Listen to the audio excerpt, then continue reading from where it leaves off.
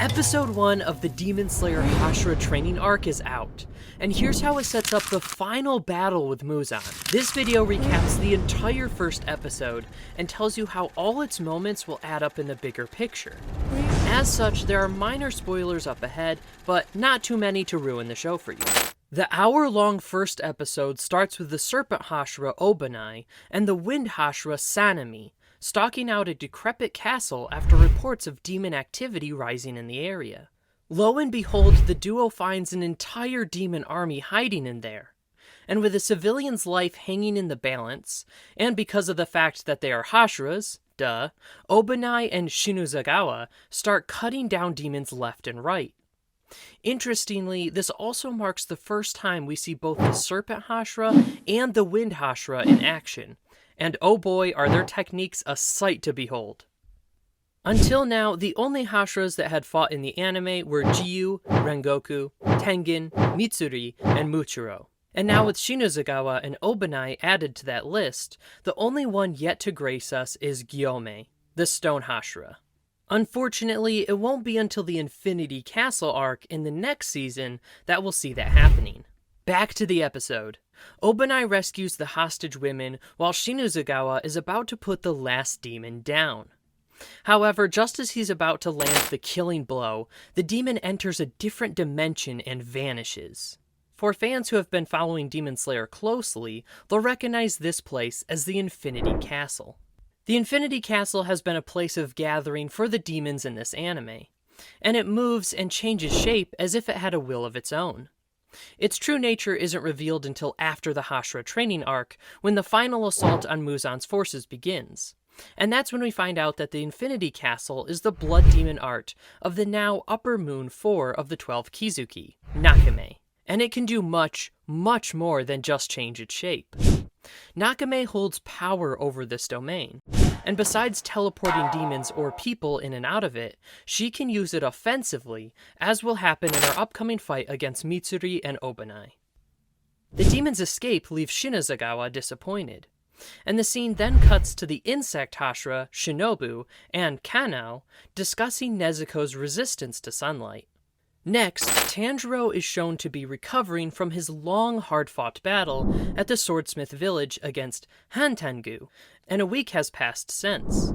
It's a little surprising to see Tanjiro already awake, given that this time around he only needed to rest for a full week to recover, while after the Entertainment District battle with the Upper Moon 6, he was said to have been in a coma for 2 months straight because of his wounds. This shows how much stronger Tanjiro has become during the time between the Entertainment District and the Swordsmith Village incidents. In the Ubuyashiki mansion, another Hashira meeting begins, but unfortunately because of his health falling to a critical level, Master Ubuyashiki is revealed to have become bedridden. This leaves Ubuyashiki's wife, Amane, to represent him in the meeting. And the first order of things she wishes to discuss with the Hashiras is the Demon Slayer mark that is reported to have been manifested by the Demon Slayers whenever they were able to defeat an Upper Moon. It is said that the Demon Slayers of the Sengoku period, who defeated Muzan Kubutsuji, manifested these marks. And to have the Hashiras of today be able to call on them would give the Corps a greater chance at ending the demon threat. This is when Mitsuri and Muchiro begin to recall their experiences. それに続いて、柱のお二人が覚醒された。Albeit Mitsuri just remembers the words, bam bam pow pow. Thankfully, Muchiro is there to translate for the whole team and viewers. According to him, to manifest the Demon Slayer marks, at least 2 conditions need to be met. 1, the heart rate of the Demon Slayer must be over 200, as opposed to the normal 80 beats per minute. And second, the body's temperature must be 39 degrees Celsius or 102 degrees Fahrenheit. The conversation then ends with the Hashiras and Amane deciding that the entire Demon Slayer Corps must be strictly trained because now, with Muzan learning that Nezuko is the demon who can conquer the sun, he'll go to any lengths to retrieve her. Muzan is at least 1,000 years old, and he has bent everyone to his will and established an entirely new demonic species during that time. But the one thing he hasn't been able to do yet is develop a resistance to sunlight. However, with Nezuko displaying resistance to it, Muzan plans on devouring Nezuko if it means he'll finally be able to conquer the sun, a fate the Demon Slayer Corps is determined to make sure doesn't happen. The episode then cuts to Zenitsu finally returning from his mission after skipping an entire season. And upon arrival, he's greeted by a healthy Nezuko as Inosuke. Spoiler alert, he doesn't take to it kindly. At the same time, Tanjiro is visited by the master swordsmith Hotaru, who brings him the fully polished version of the Nichirin sword they had found in the Yoriichi Type 0. It is said that the sword once belonged to the legendary demon slayer Yoriichi Sugikuni, who likely left it inside the Type 0 doll for a worthy successor in case the threat of Muzan Kubitsuji resurfaced. While Tanjiro and Hotaru are busy causing a fuss, Genya, who's recovering right beside them, asks for some peace and quiet. To make matters worse, this is when Inosuke also deems it appropriate to jump through the window and start dancing like a monkey. Meanwhile, all the Hashira except Giyu discuss commencing the Hashira training in 3 days. Besides training all Corps members, the Hashiras also plan to condition their bodies during this time to be able to manifest the Demon Slayer marks. Tanjiro is visited by Zenitsu, who is depressed as ever about having to train intensely. But Tanjiro tells him about the positives of the training. Zenitsu replies by biting Tanjiro's head in an outburst, and then heads out as cheery as ever after Tanjiro says a few nice parting words. Some time has passed and the Hashira training has begun, with the retired Sound Hashira, Tengen, being the first master the regiment will train under. Because Tengen lost one of his arms and eyes in the Entertainment District arc, he opted to retire. That said, he can still fight exceptionally well given his condition, and is more than capable of dragging all of the Corps members through hellish stamina training, and pushing their bodies to the absolute limit.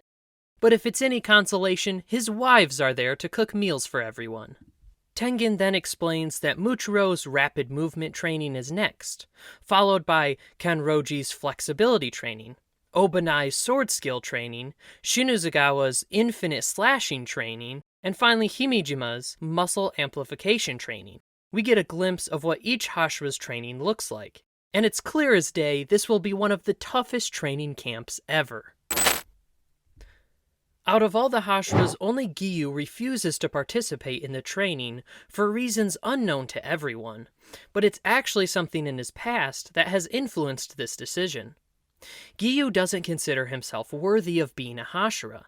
He blames himself for being responsible for the death of 2 people close to him, one of whom would have become the Water Hashira if he hadn't sacrificed his life to save Giyu during their final selection exam. It's better if you learn about the other person who died by yourself, and luckily Giyu's backstory is about to come up in the next few episodes. In the first episode's closing moments, we're given a look at Tanjiro reading a mysterious letter sent by Ubuyashiki, and then the episode cuts to a bedridden Ubuyashiki at his mansion. Elsewhere, a messenger crow sent by Ubuyashiki tracks down Lady Tamio, and then asks for her help in the final stand against Muzan Kubitsuji. We weren't told in what capacity that will be yet, but if you've read the manga ahead enough, you'll know that the Demon Slayer Corps plan on creating an anti-Kubitsuji drug. For this reason, Tamio, Yushiro, and Shinobu will be tasked with its development in the near future. With that, the episode sets the stage for the final confrontation with Muzan, and then comes to a close. It wouldn't be wrong to call it the beginning of the end, since only about 80 chapters of the manga are left to be adapted. That would roughly amount to 40 more episodes of the anime, so you can tell Demon Slayer has entered its final stretch. The story from here on out will become quite fast-paced, and if you like this recap and want to see more, don't forget to subscribe, as we'll be doing a lot of these going forward. As for what they'll be about, that's for you to decide, so hammer away in the comments if you want a recap of Episode 2 of the Hashira training arc.